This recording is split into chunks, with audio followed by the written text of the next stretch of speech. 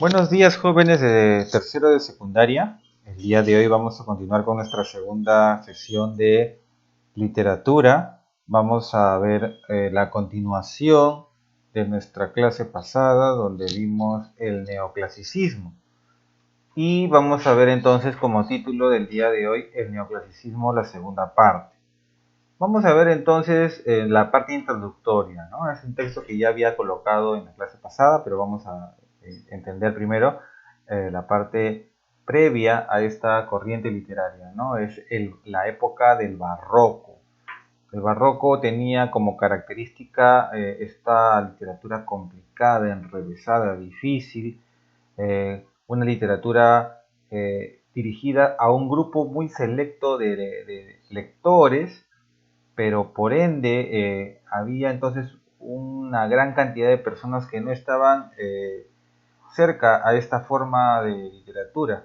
Y por eso este conjunto de personas, filósofos, escritores, van a tener como objetivo cambiar esta situación. Entonces, cómo lo podemos cambiar? Ir en contra de toda esta literatura barroca, haciendo lo contrario, una literatura que sea muchísimo más simple en lenguaje, más entendible, que sea más popular y que busque otros objetivos, no tan estéticos, sino más bien prácticos. Un objetivo práctico va a ser la parte educativa. Una sociedad que está en constante cambio, una sociedad que tiene problemas y que de una u otra forma necesita esta visión crítica. Y por otro lado vamos a ver también la parte literaria basándose en lo clásico, ¿no? En la literatura griega y la literatura latina.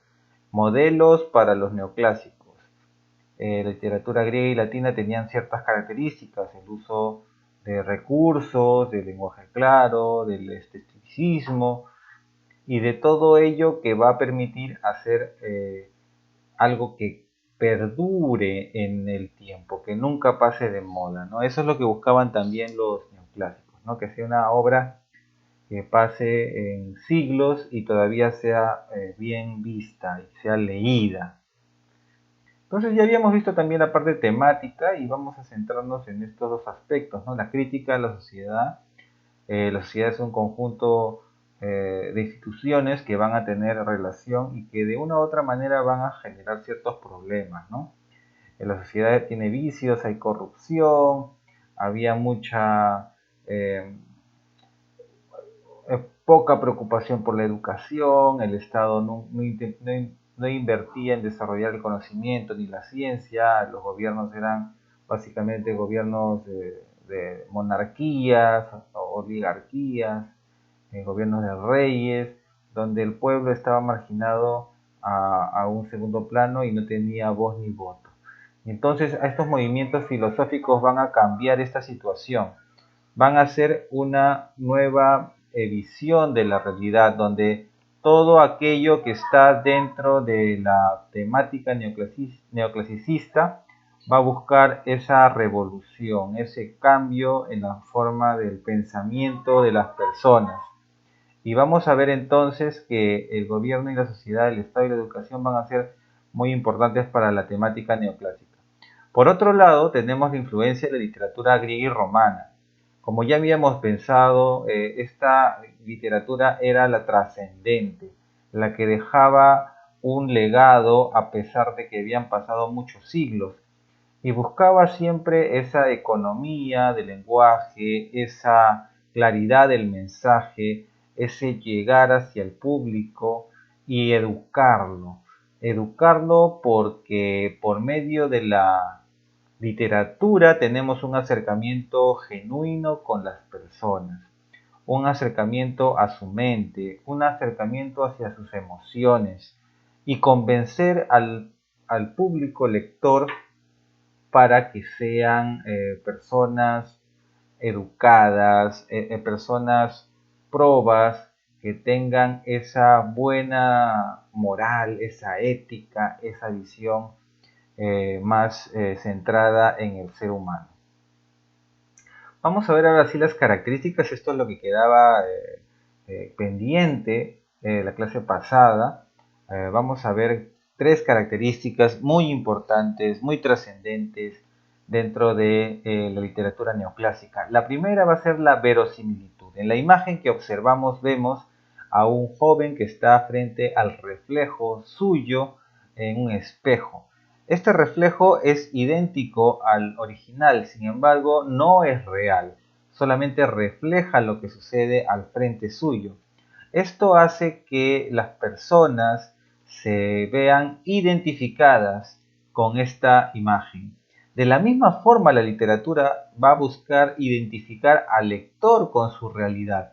Es decir, van a tocar aquellos aspectos más importantes para el lector que están dentro del contexto de su sociedad, de su realidad, de su problemática.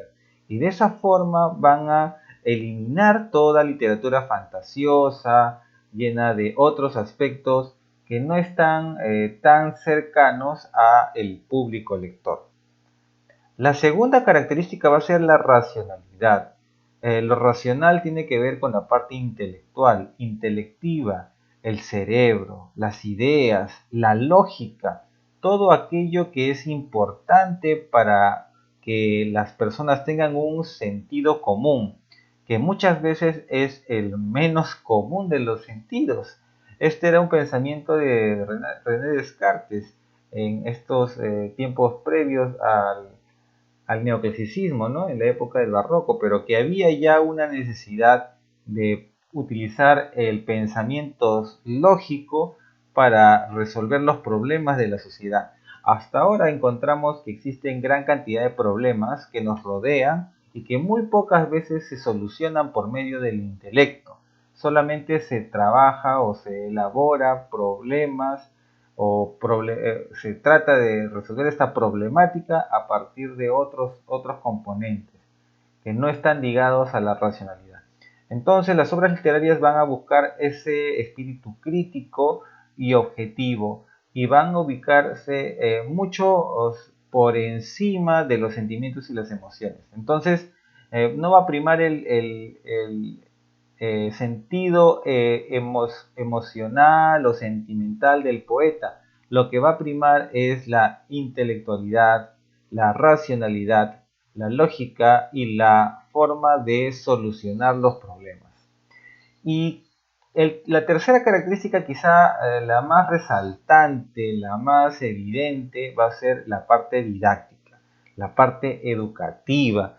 Entonces, este momento de la historia de la literatura va a buscar ser educativo y moralizante, donde las personas tengan valores, tengan un contenido, que no solamente se acerquen a la literatura por la parte estética, por la belleza artística, sino más bien que encuentren en ella esta guía para poder tener un buen criterio, un buen sentido de la realidad y puedan entonces ser mejores ciudadanos. Acá vemos que existe también esta idea filosófica de la construcción del ciudadano, cómo las personas van a ser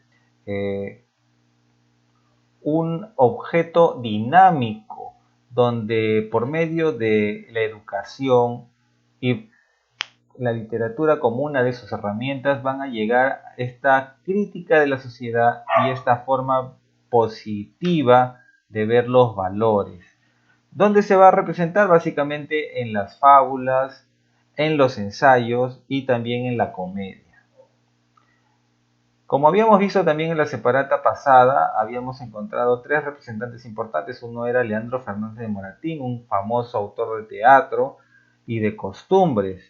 Él es español porque estamos viendo la literatura española y la principal obra es El sí de las niñas, ¿no? Donde ve una problemática donde habían estos matrimonios por conveniencia, donde a las mujeres, a adolescentes muy pequeñas ellas, a 14, 15 años, se casaban con hombres que les duplicaban o más la edad, ¿no? Con hombres de 30 o 40 años que poseían recursos económicos, tenían dinero, tenían poder y por eso los padres las casaban con estas personas, ¿no?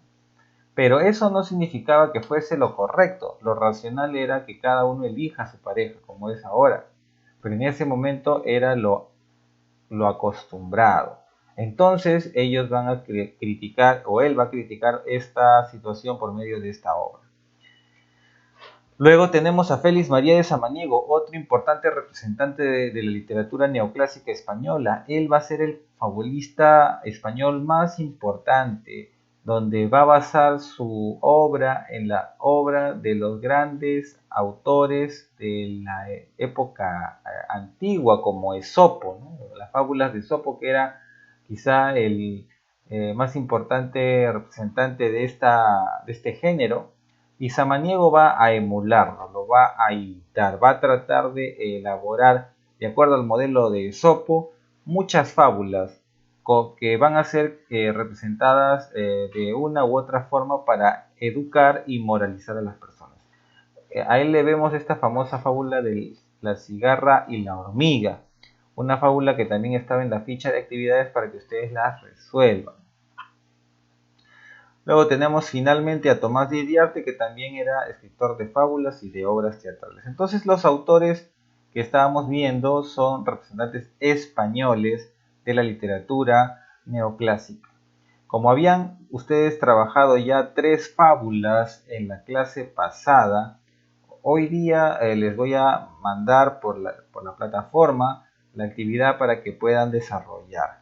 Investigar un poquito sobre estos autores que son importantes y otros autores neoclásicos también que no necesariamente son españoles, pero que marcaron un antes y un después, que fueron quizás los ejes motores de esta revolución cultural llamada neoclasicismo.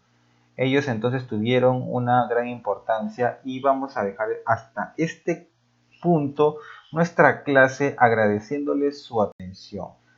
Chicos, entonces quedamos en desarrollar las actividades que voy a poner en la plataforma sobre este tema que ya hemos desarrollado en 2 partes. La primera parte fue la clase pasada y esta sería la parte final. Y con eso concluimos ya el tema del neoclasicismo. Muchas gracias.